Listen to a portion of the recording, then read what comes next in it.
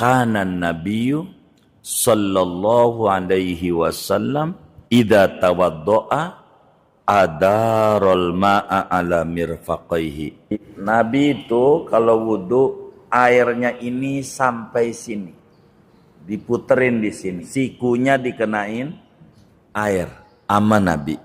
Hadis ini menjelaskan bahwa mengalirkan air sampai siku dengan diputer-puter dalam rangka menyempurnakan anggota-anggota wudu untuk dibasuh. Jadi tidak bakal sempurna wudu orang, enggak bakalan benar wudu orang bila sikunya tidak dibasuh.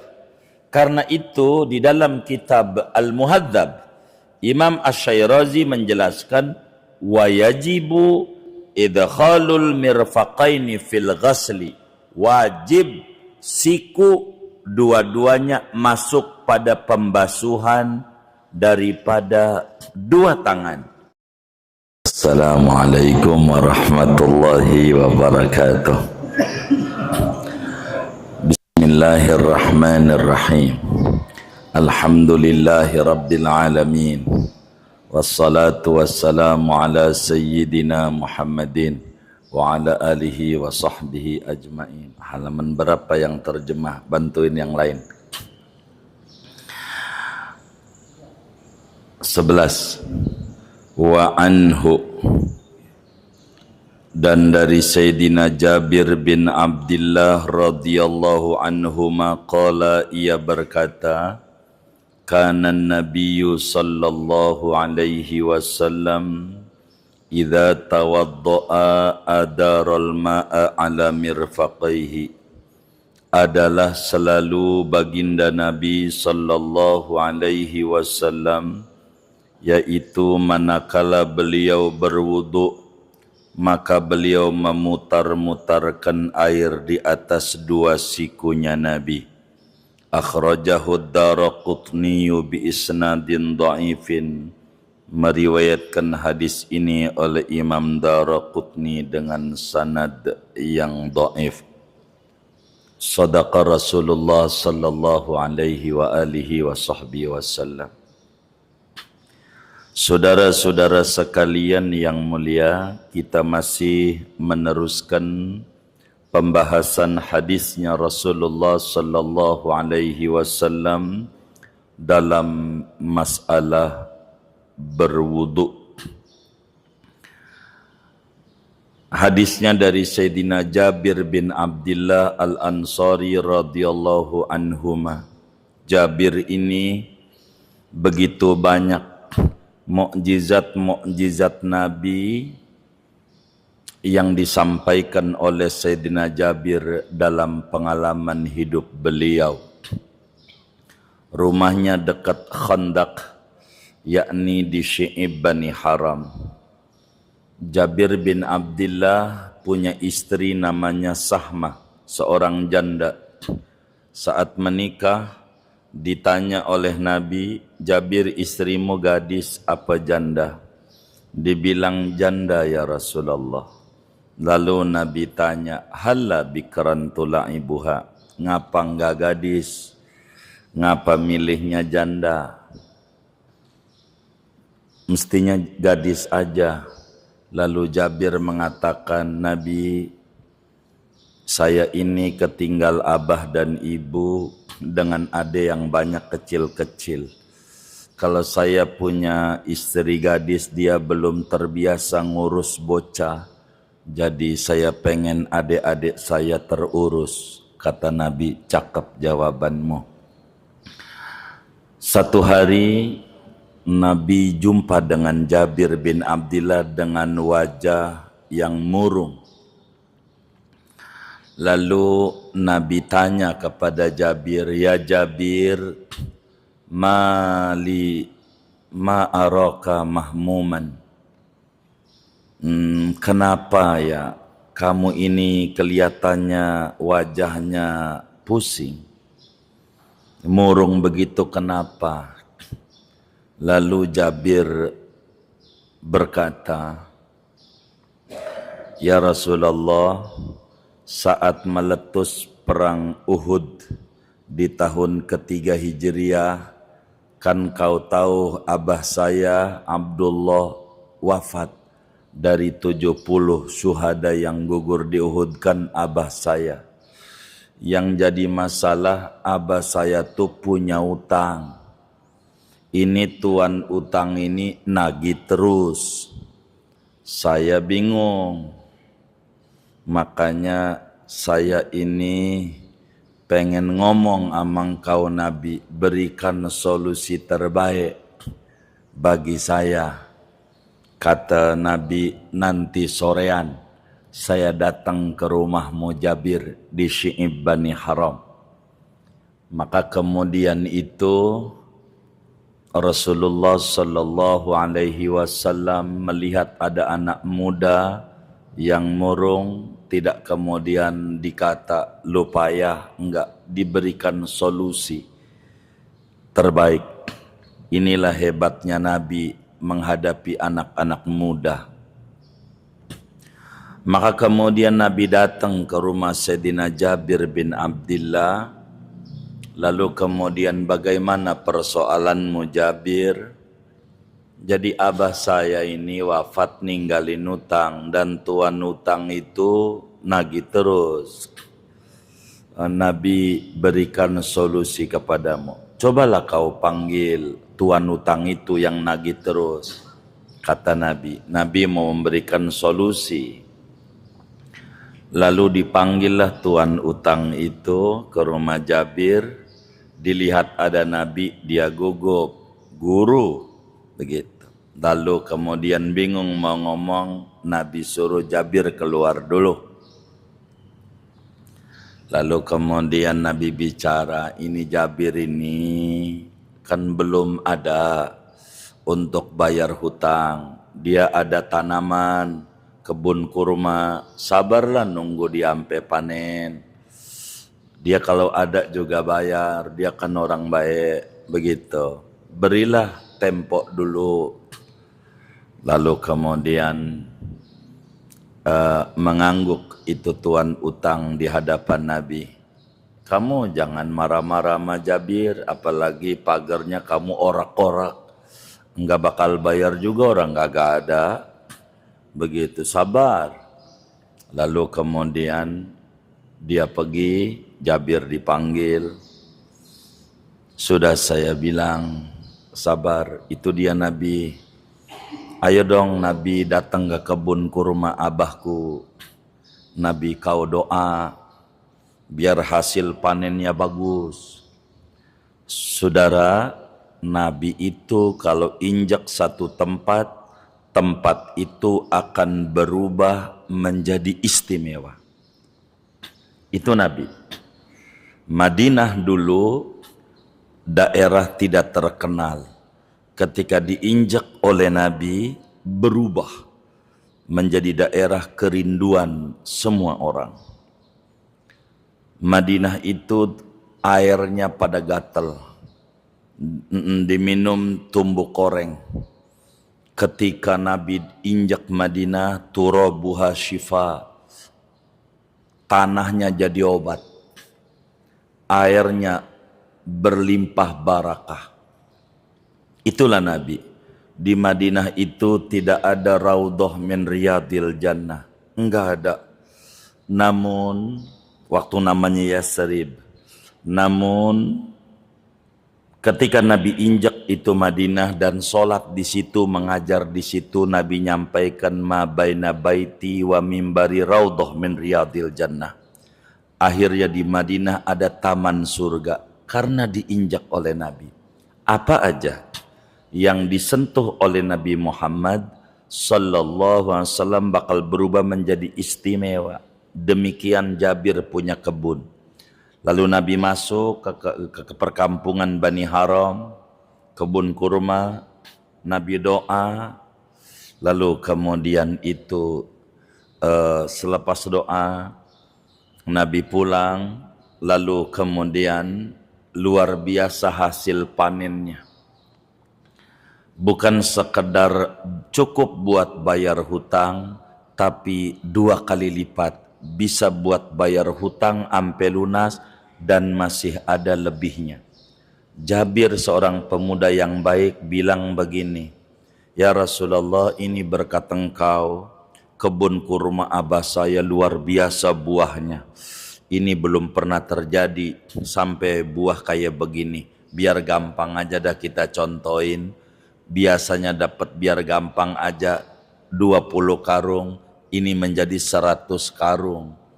Sehingga kata Jabir, kelebihan ini engkau yang punya. Karena kami cukup bayar utang doang kok. Begitu biar jadi aja, tapi ini hasilnya." "Enggak, itu punya kamu Jabir, kan kebun kurma kamu. Tapi kan berkat doa Nabi." "Iya, udah kamu gunain aja buat keluargamu." Jadi banyak mukjizat Nabi itu bersama Jabir. Termasuk makanan dikit jadi banyak. Maka saudara, kalau ada kesempatan datang ke Madinah, jangan tidak datang ke Masjid Bani Haram, di Syi'ib Bani Haram, di dekat dengan Masjid Sab'ah. Di sana ada Masjid Bani Haram, sebab disitulah rumahnya Jabir yang akan kita bedah hadisnya ini, dan di situ pula Nabi sholat. Maka Masjid Bani Haram masjidun sholla fihi Rasulullah, masjid yang dipakai sholat oleh Nabi Muhammad sallallahu alaihi wasallam. Nabi sholat di situ, makanan yang cukup buat orang 3 bisa cukup orang sampai 15.000. Jadi kalau saudara pengen duitnya banyak, enggak habis-habis, kalau ke Madinah jangan enggak datang dan sholat 2 rakaat di rumahnya Jabir, ikuti Nabi biar berkah hidupnya. Udah pernah nyampe belum? Waduh, udah berkali-kali ke Madinah belum. Banyak tempat bersejarah. Itu namanya Masjid Bani Haram. Dari Masjid Fatah kurang lebih mungkin 500 atau 700 meter lah, enggak jauh. Dari rumah Jabir itu ke atas kira-kira berapa ya? 300 meter ada Gharus Sajdah, goa tidurnya Nabi 21 malam. Ada ke atasnya itu. Saya tidak panjangkan cerita Jabir, masih panjang karena kajian kita hukum, bukan sejarah, tapi tabarukan. Menyebut nama orang soleh itu rahmat turun. Karena itu inda dzikris solihin tanzilur rahmah. Bila orang soleh disebut-sebut, maka rahmat Allah turun. Betapa hebatnya Nabi. Tempat yang diinjak Nabi barakah. Maka kita kalau pengen hidup kita barakah, tanemin nama Muhammad dalam hati kita dengan banyak kita baca sholawat kepada Nabi. Itu begitu. Ini penting. Kita harus banyak baca sholawat supaya kita menjadi istimewa. Karena ada jejak Nabi Muhammad dalam kolbu kita. Dengan lidah kita sering menyebut-nyebut nama kekasih Allah termulia ini, baginda Nabi Muhammad sallallahu alaihi wasallam. Jabir meriwayatkan hadis 1440 hadis, cukup banyak. Salah satunya kata beliau begini, kanan Nabiyyu sallallahu alaihi wasallam idza tawaddo'a adarul ma'a ala mirfaqaihi. Nabi itu selalu, kata Jabir, Nabi itu selalu kalau wudu, Nabi itu selalu airnya diputer-puter di lututnya. Saya ambil contoh biar jelas. Jadi Nabi itu kalau wudu airnya ini sampai sini, diputerin di sini, lututnya juga dikenain,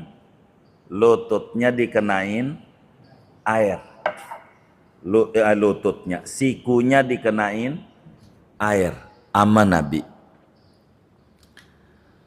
Hadis ini diriwayatkan oleh Imam Daraqutni dalam sunannya, juga Imamul Baihaqi dalam sunannya.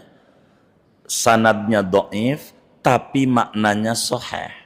Karena itu Ibnu Katsir menyatakan hadis ini hasan, sebab Imam Muslim meriwayatkan dari Abu Hurairah senada dengan hadis ini. Apa makna hadis ini? Biar kita mudah memahami. Begini saudara, di dalam surat Al-Maidah ayat 6, Allah Subhanahu wa taala berfirman, "Ya ayyuhalladzina amanu idza qumtum ila sholati faghsilu wujuhakum wa aydiyakum ilal marafiq."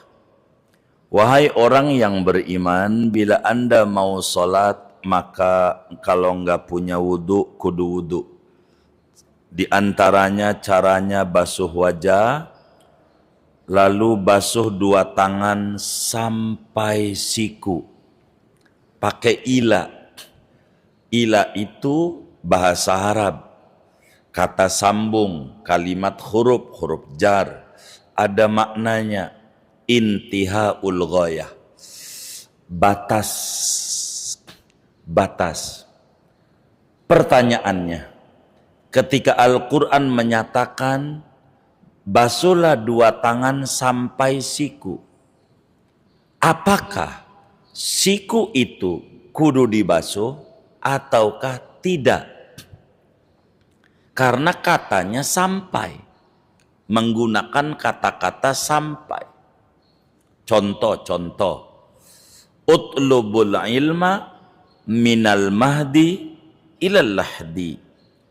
Tuntutlah ilmu mulai dari buayan sampai lobang landak, sampai kuburan. Apakah di dalam kubur juga masih diwajibkan ngaji? Kalau nggak ngaji dosa juga? Ataukah maksudnya kalau udah mati udah nggak usah ngaji? Kalau udah mati kudunya di ngajiin. Kalau udah mati, apakah maksudnya ngaji itu dari kecil sampai mati? Maksudnya di dalam kubur juga kudu ngaji? Ulama jawab tidak. Kalau udah di dalam kubur enggak ngaji. Sebab kalimatnya sampai. Sehingga apakah membasuh tangan ini sampai siku sehingga sikunya enggak perlu dibasuh karena itu batas akhir, ataukah al-ghayah dakhilatun tahtal mughayyah, sampai ini maksudnya bersama, begitu? Apakah basuh dua tangan bersama sikunya ataukah sampai siku? Al-Quran butuh penjelasan dari hadis. Maka Ibnu Katsir di dalam awal tafsirnya mengatakan butuhnya Quran kepada sunnah lebih dari sekedar butuhnya sunnah kepada Quran. Karena sunnah adalah penjabaran maksud Quran. Karena itu Jabir menyampaikan ketika selalu melihat wudunya Nabi.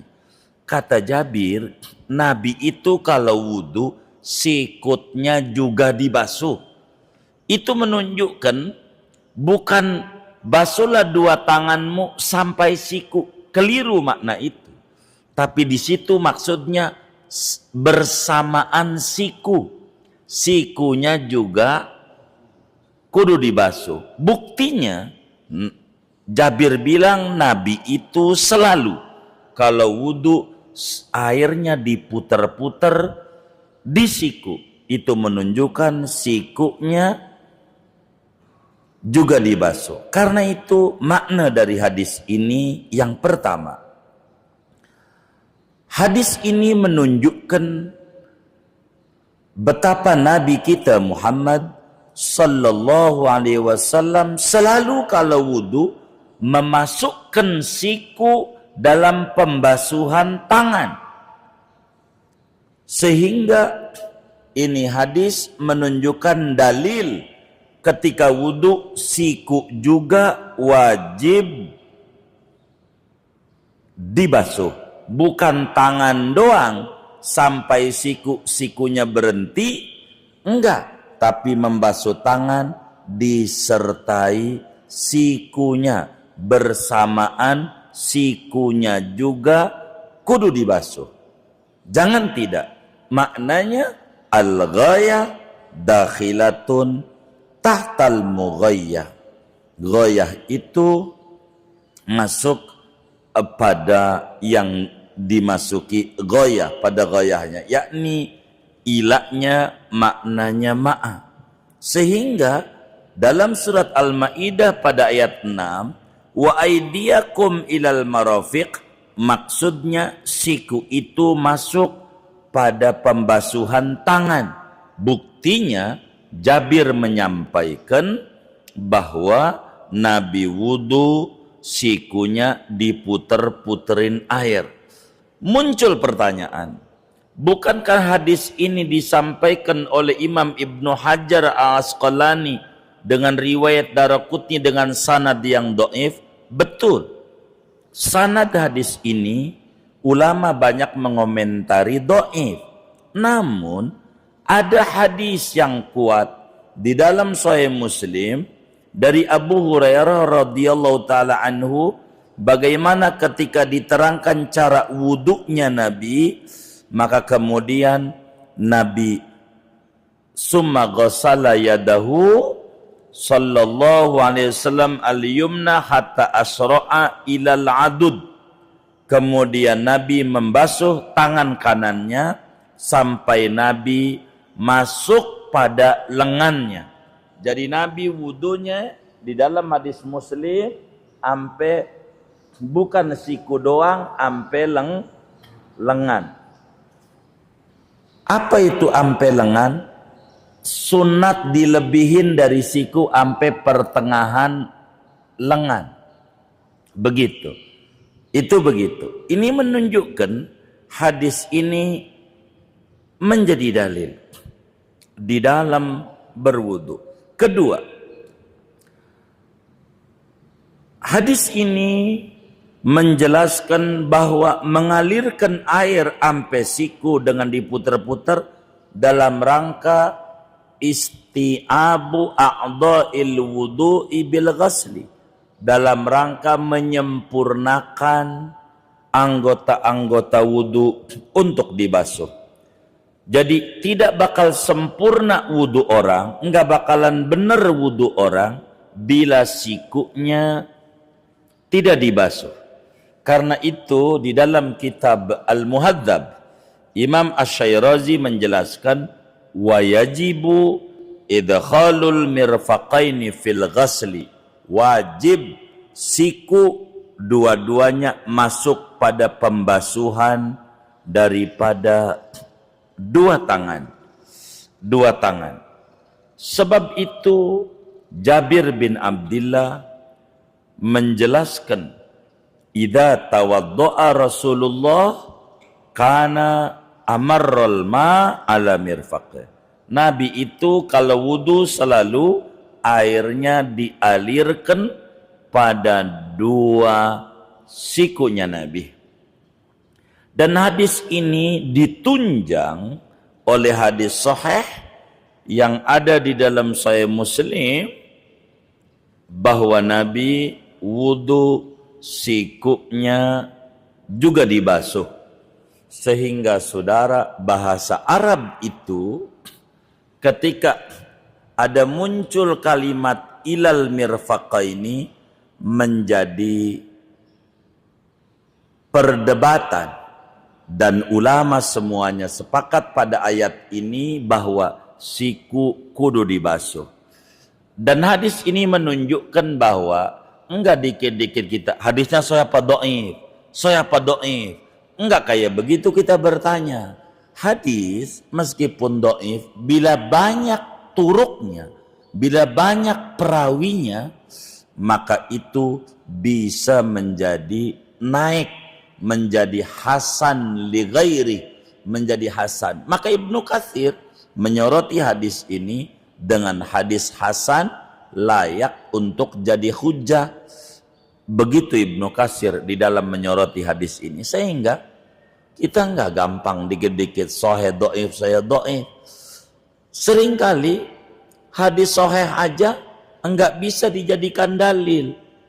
Walaupun sahih, bila kemudian termansuh, walaupun hadisnya sahih. Ada satu hadis sahih. Nabi menyampaikan aftarul hajim wal mahjum. Batal puasanya orang yang nyuntik dan juga orang yang disuntik. Dua-duanya batal. Hadis ini sahih. Tapi ulama sepakat ini hadis dimansuh. Kalau suntik tidak batalin puasa. Tidak, orang disuntik tuh lagi puasa enggak batal. Donor darah juga enggak batal karena hajim ini berbicara berbekam. Cuman bikin lemes, bisa menyebabkan batal walaupun tidak batal. Ulama. Jadi enggak dikit-dikit hadisnya saya dhaif, padahal kita enggak ngerti juga. Karena itu Ibnu Hajar Al-Asqalani menjadikan hadis ini menjadikan dalil betapa wajib ketika wudu siku itu kudu dibasuh juga, enggak cukup tangan doang. Sehingga dalam kitab-kitab fiqih Syafi'i dijelaskan ghaslul yadaini ilal mirfaqaini ay ma'al mirfaqaini. Begitu. Fardu wudu berikutnya yang ketiga dalam kitab fikih itu membasuh dua tangan disertai sikunya juga. Dari mana disertai sikunya juga? Muncul kalimat itu enggak sekonyong-konyong berdasarkan hadis di mana Sayyidina Jabir bin Abdullah Al-Ansari radhiyallahu anhuma. Kenapa radhiyallahu anhuma? Sebab anak dan bapak dua-duanya muslim. Radhiyallahu anhuma. Beda Umar bin Khattab radhiyallahu anhu, sebab anaknya muslim, bapaknya tidak Islam. Kalau anaknya muslim, bapaknya muslim, kayak Jabir muslim, sahabat Nabi, juga Abdullah muslim, sahabat Nabi yang gugur saat perang Uhud, maka kemudian itu apa namanya penyebutannya dengan radhiyallahu anhuma. Jadi cara kita mendoakan sahabat bila dua-duanya muslim, sahabat muslim, bapaknya muslim, dengan radhiyallahu anhuma. Kalau satu doang muslim, sahabat doang, bapaknya tidak muslim, maka radhiyallahu anhu. Begitu, radhiyallahu anhu. Jadi hadis ini menjadi dalil di mata para ulama bahwa ketika membasuh tangan, awas sikunya jangan sampai tidak terbasuh. Ada orang kalau wudu, apa laki apa perempuan, ngegulung bajunya kurang panjang sehingga sikunya tidak kena air, dan itu akan berimbas solatnya bisa tidak sah. Dan ini menjadi pelajaran penting bagi kita betapa wudu jangan sembarangan. Bagaimana kita harus pelajari wudu-wudunya Nabi kita Muhammad sallallahu alaihi wa alihi wa sahbihi wasallam, sehingga wudu kita benar. Adapun kalau pengen sempurna, lewati siku sampai pertengahan lengan. Kalau pakai kaos gulung sampai keteknya gitu, kaosnya tuh airnya. Makin begitu maka disebut kita mengerjakan sunnah tahjil, namanya melebihkan tangan dari batas yang wajib, dan itu memiliki ganjaran besar dan dipuji oleh Nabi kita Muhammad sallallahu alaihi wa alihi wasallam. Segini aja dah ngaji kita. Ada yang ditanya mungkin daripada materi ini, atau di luarnya sebelum doa dipersilahkan. Wallahu a'lam.